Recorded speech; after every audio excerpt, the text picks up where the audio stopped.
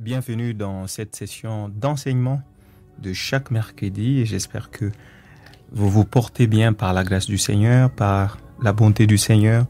Alors, nous allons parler aujourd'hui, de symptômes qui montrent que vous êtes en train de rétrograder. Le signe, le symptôme qui vous disent que votre foi n'est pas en train d'avancer, mais de reculer. Quels sont les signes qui montrent que vous avez un problème dans votre parcours en tant que croyant, en tant que chrétien, avec le Seigneur? Alors, avant de pouvoir évoquer le signe, les symptômes, nous devons d'abord parler de l'importance des symptômes. Dans le premier point, je vais parler d'abord de symptômes et de leur importance. Dans Luc 21, le verset 25, la Bible dit, il y aura de signes. Quand vous verrez ces choses, sachez.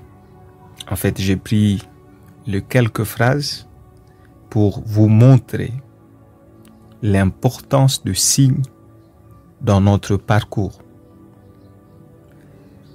En fait, dans le domaine médical, nous savons tous qu'un symptôme est un indice extérieur de quelque chose de dangereux.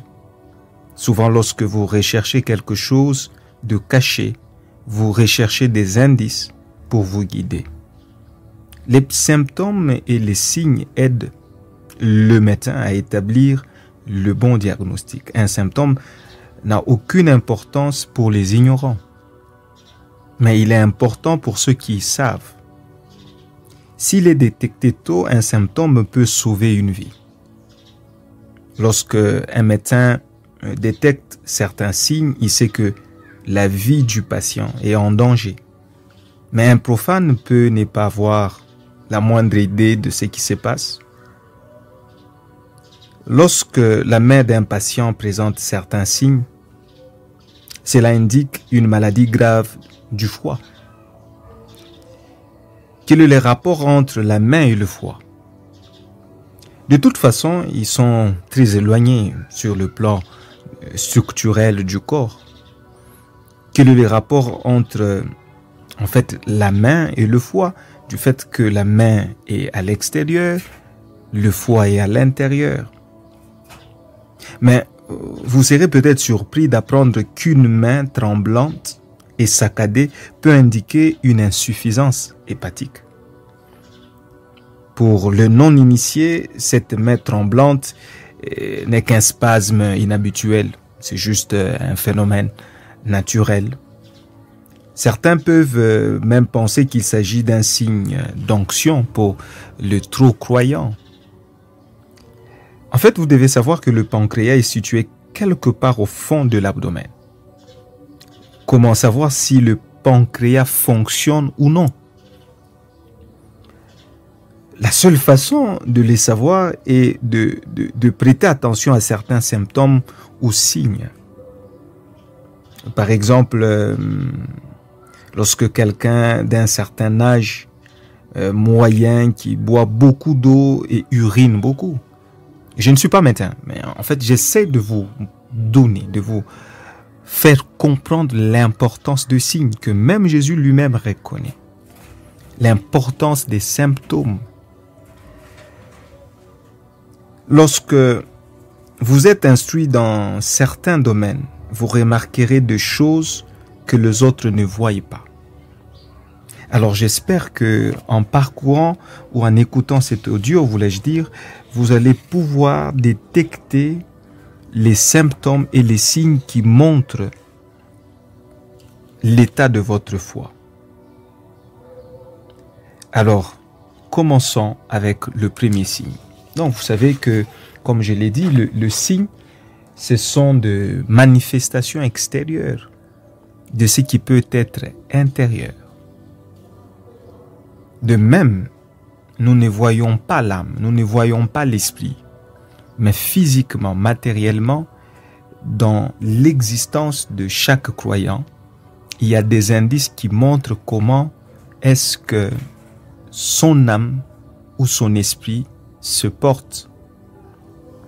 Donc là, nous allons faire un exercice du visible à l'invisible. C'est que le visible peut être un indicateur de ce qui est invisible. Alors, quel est le premier signe, le premier symptôme qui montre que vous avez un problème, que vous êtes en train de rétrograder, que vous êtes en train de reculer, que vous n'avancez pas dans votre foi? Le premier signe. Le premier signe, c'est la mauvaise compagnie. En fait, j'ai vraiment remarqué et prêté attention aux chrétiens et aux croyants qui fréquentent des mauvaises fréquentations. Déjà, ça, c'est un mauvais signe dont le pronostic est très sombre. De mauvaises fréquentations vous amèneront éventuellement, voulais-je dire, à de mauvais endroits. Lorsque vous voyez un chrétien qui a de mauvais amis, il est probable qu'il finira par quitter l'Église un jour. Bien sûr, l'apôtre Paul le dit dans 1 Corinthiens 15, le verset 33, « Le mauvaise compagnie ruine le bonnes mœurs ». Il existe un dicton qui dit « Les oiseaux de même plumage s'assemblent ». C'est que ça n'a pas de sens que vous prétendez être chrétien, mais vous vous sentez à l'aise avec des buveurs de vin ou d'alcool. Vous vous sentez à l'aise avec des gens qui n'ont pas une bonne moralité, des gens qui n'ont pas une foi croyante. Parce que bien sûr, on peut tous se réclamer être d'une dénomination quelconque. Mais comment est-ce que vous vous sentez à l'aise avec quelqu'un qui trouve plaisir à voler, qui trouve plaisir à briser peut-être de mariage ou de couple de certaines personnes, qui trouve plaisir à calomnier les autres au boulot, au travail?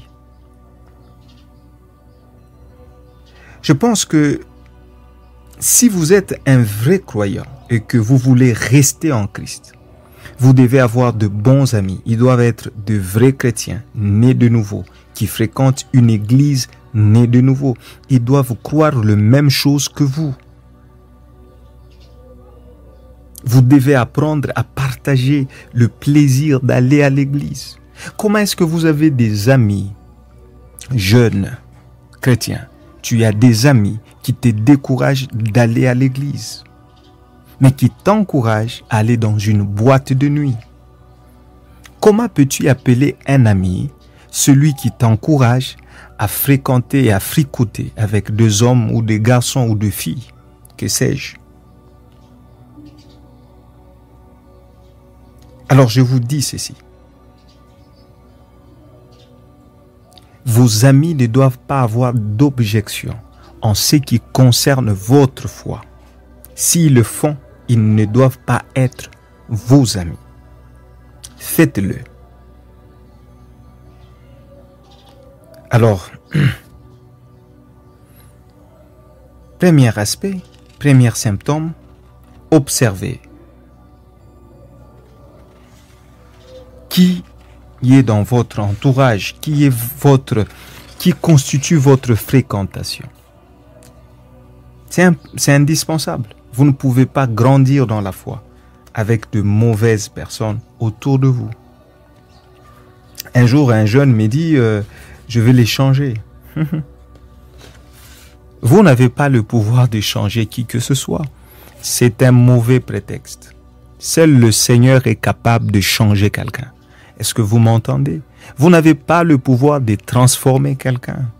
Non, vous ne pouvez pas vous lier d'amitié plutôt, avec quelqu'un qui n'a pas votre foi et vous prétendez le changer. Ça n'a pas de sens et ce n'est pas logique et ce n'est pas biblique. Faites la part des choses. Évangéliser quelqu'un ne veut pas dire qu'il soit votre ami. Le deuxième signe, on ne va pas parler de tous les signes quand même, mais on va quand même parler aujourd'hui. Le deuxième signe, c'est le regard en arrière. Dans Genèse chapitre 19, nous pouvons étudier le témoignage de Lot et de sa femme. 2 anges furent envoyés vers Lot et sa famille à Sodome et à Gomorrhe. Leur message était simple, échappez-vous, pour sauver votre vie. Et le message suivant, ne regardez pas derrière vous, de peur d'être consumé. C'est dans Genèse chapitre 19, le verset 17. Mais la Bible va déclarer ou déclare que la femme de Lot a regardé en arrière et est devenue une colonne de sel. Jésus, dans les évangiles, nous rappelle également la terrible erreur commise par la femme de Lot alors qu'elle fouillait Sodome et Gomorrhe. Elle était le seul membre de la famille, la seule membre de la famille à regarder en arrière. Alors nous pouvons tirer un témoignage ou une leçon. Nous pouvons comparer cela aux croyants qui ont rétrogradé parce qu'ils regardent constamment en arrière vers le monde et tout ce qu'il avait à offrir. Aujourd'hui, c'est ça que je vois.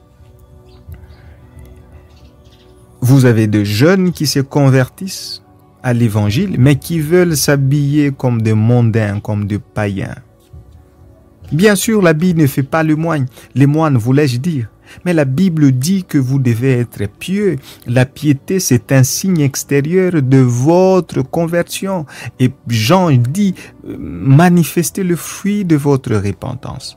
C'est que vous ne pouvez pas prétendre être chrétien ou chrétienne avec un habillement qui ne reflète en rien la piété. La piété doit être démise. Je pense que nous devons recadrer notre manière de parler de l'évangile en mettant le point focal sur la piété. Peut-être on a mal présenté les choses. On pense qu'on peut être croyant et porter des mini-jupes, porter des habits sexy, des habits qui laissent, qui ne sont pas décents. On pense qu'on peut le faire au nom de la grâce, de la fausse grâce. Parce que la véritable grâce, la Bible dit dans Tite chapitre 2, le verset 5, que la grâce nous enseigne, voulais-je dire, à renoncer à l'impiété. C'est que la véritable grâce vous donne la capacité d'avoir une vie de piété. Donc nous avons des jeunes aujourd'hui qui se réclament de la mouvance chrétienne, mais qui veulent avoir toujours des attitudes et des habitudes comme de mondains. Ils ne veulent pas avoir une foi radicale. Ils veulent écouter la musique qui les rappelle, la musique qui fait écho, voulais-je dire, à ce qu'ils écoutaient dans des boîtes de nuit.